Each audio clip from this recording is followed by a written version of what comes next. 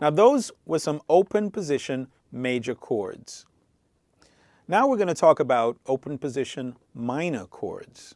Now the difference between major and minor, quite simply put, is the third degree. If we take the third degree in the middle of those chords and we lower it 1/2 step or 1 fret, we wind up with a minor chord. For example, do you remember that major scale that we played, C? And we wind up with 1, 3, and 5. And we played that and we have a major chord. If we were to take the third degree, which is the E, and we just lower it 1/2 step, which is 1 fret on the guitar, and we played 1, flat 3, and 5, we would wind up with a C minor chord.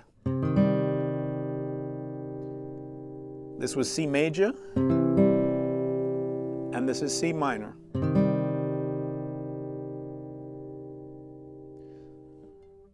The major is described as having a happy sound, and the minor is often described as having a sad sound.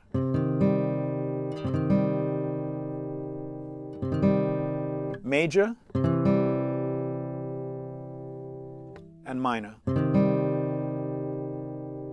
And the only difference is that 1/2 step.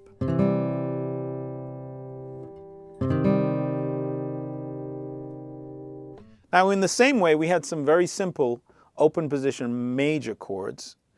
We have some very easy open position minor chords. And the formula is exactly the same. It's 1, 3, and 5, but we flat the third degree. We lower it by 1/2 step or 1 fret. One of the easiest chords, open position minor chords, is the A minor chord that we learned in the first lesson. This is an A minor open position chord. Now if we start from the root on the 5th string, we have A, which is 1. We have the E, which is 5. We double the root on the 3rd string, 2nd fret, with another A. And we have a C natural, which is the flat 3rd. And then we have the E on top, which is our 5. Now if you remember, our A major chord sounded like this. That C sharp, which is the 3rd, we lower a 1/2 step and we wind up with an A minor chord. Open position chords allow you to use the open strings as part of the chord.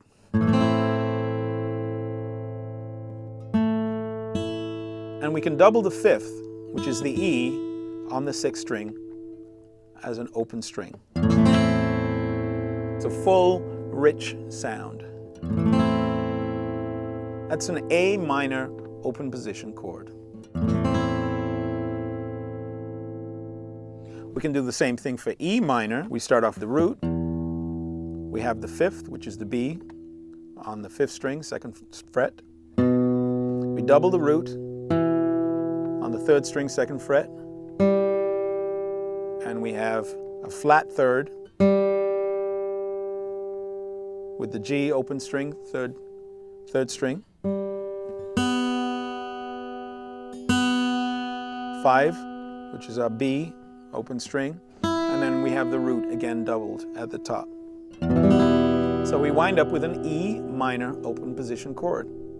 Now if you remember, when we played our E major chord, this was our E major chord. The G sharp was the 3rd in the E major chord. For the E minor, we lower the 3rd by a 1/2 step.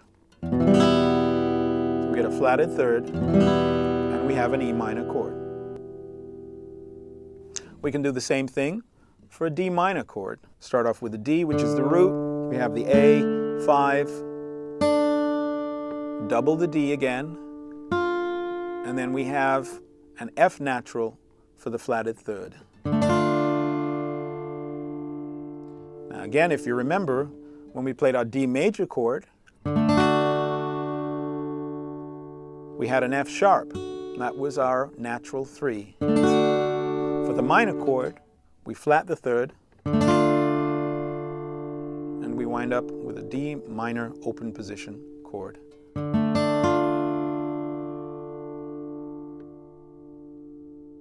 So those are some open position minor chords. You can practice those. Just get used to changing between chords. You can try comparing the sound of the major to the minor. A major, A minor. E major, E minor. And practice changing in between chords so that your fingers can get used to making those changes. Those were some open position major and minor chords. Now, even with that smaller selection of chords, you'd be surprised to see the number of tunes that you can play. There are many tunes that we know and love that only have 2 or 3 chords in them. Now I'm going to talk about a device called a capo. Many of those open position chords are not what we call movable. So you couldn't take, for example, your A major and then all of a sudden move it up to the 5th fret and play the same thing and use the open strings. What a capo does is effectively moves the nut and the 1st fret to a different place on the fretboard. So here I have a pretty standard capo. If I were to place this on the 3rd fret, I can play some of the open position shapes that I played when I didn't have the capo. And I can play some of the open position chords.